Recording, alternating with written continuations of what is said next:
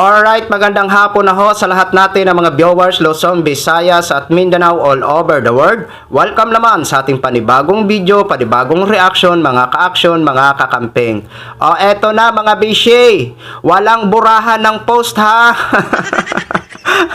Walang burahan ng mga post. Sana kung gaano kayo katapang gumawa ng isang kasinungalingan at i-post sa social media, sana ganun din ho kayo katapang na harapin ito. At huwag kayong paiyak-iyak ha. Dahil kukumustahin lang naman kayo ng NBI. So eto na nga ho mga ka-action. Dito kasi sa press con ni Ombudsman Boying Remulla, sinabi niya ho dito na hihingi siya ng tulong sa NBI regarding nga ho sa nagpakalat ng maling informasyon tungkol sa kanyang kalusugan.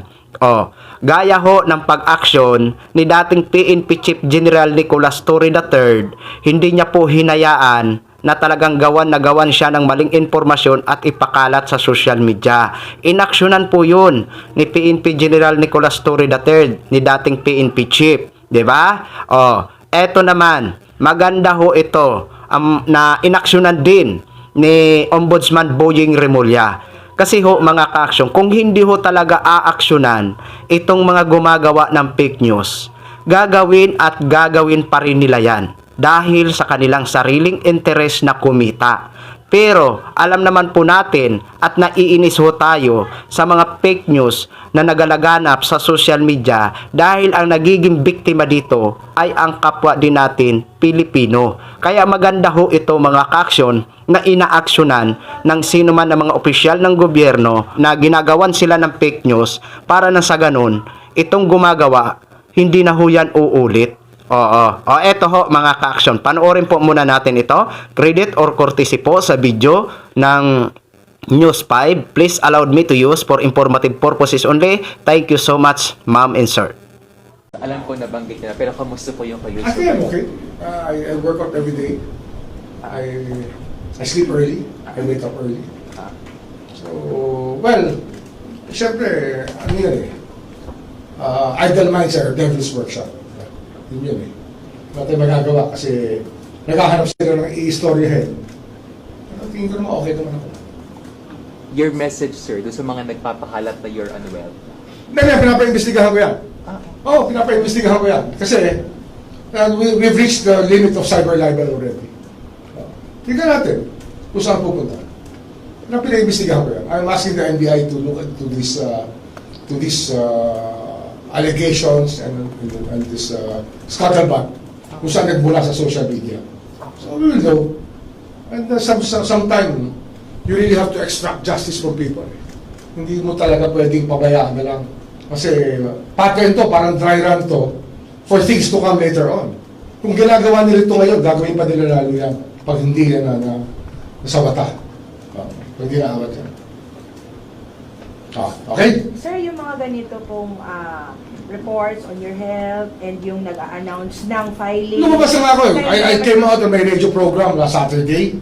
Sunday, meron naman, tuloy na naman eh. Talaga makikita mo yung bad faith. There's really an orchestrated campaign. I don't know for what purpose, pero tingin ko, it's part of the propaganda machine of some political parties. Diba? So yun na ho mga ka-action, mga kakamping, no? Good job, Ombudsman Boying Remulla. Tama po yan ang ginagawa nyo. Support po kami sa inyo. Dahil isa din po kami sa naiinis dito sa mga fake news peddler na ito. Dapat talaga makulong ang gumagawa ng fake news. Para na sa ganun, yung mga tao na gagawa pa ay talagang matakot na ho sila. Dahil may napapanagot regarding dito sa fake news. Sinasabi namin ulit sa inyo na mga fake news peddler kayo. Tigilan nyo na ang pagpapakalat ng maling informasyon. Dahil nagpapaalala ang gobyerno na pananagutin ho kayo. Diba? Ayan ha, cyber libel. Napakabigat ho yan. Diba? Mas magaan pa ang libel. Pero mas mabigat ang cyber libel. Kaya kung sino ka man, kahit burahin mo pa ang post mo o binura mo na ang post mo, nako, may record na ho yan. Nako, good luck na lang ho sa'yo. Aabangan ka lang namin sa mainstream media kung sino ka man na paiyak-iyak na, no? Gusto lang namin iparating sa iyo, deserve mo 'yan, 'di ba? Para na sa ganun matuto ka na, 'di ba? Kung bakit naman kasi gagawa-gawa pa kayo ng mga maling impormasyon? 'Di ba? Hindi nyo ba naiisip kung ano ang kahinatnan? Kulungan ang kahinatnan nyo yan. 'Di ba? Saka pa kayo magsisisi. 'Di ba?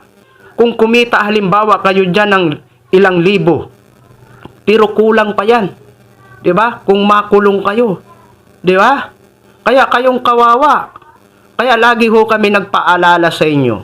Pwede po tayo magboses sa sino mang opisyal ng gobyerno, basta nasa issue lang at tama lang ang ating pagboboses. 'Di ba? O yan lang ang maipayo ko ulit sa inyo. Pero kung ayaw nyo pa rin tumigil, nasa sa inyo po yan. 'Di ba? So yun lang ho mga ka-action, mga kakamping, no? Gin-share ko lang ho sa inyo yan. Maraming salamat po sa ating mga viewers, Luzon, Visayas at Mindanao all over the world. Ako po ang inyong lingkod, si The Action Man. Have a good day, everyone.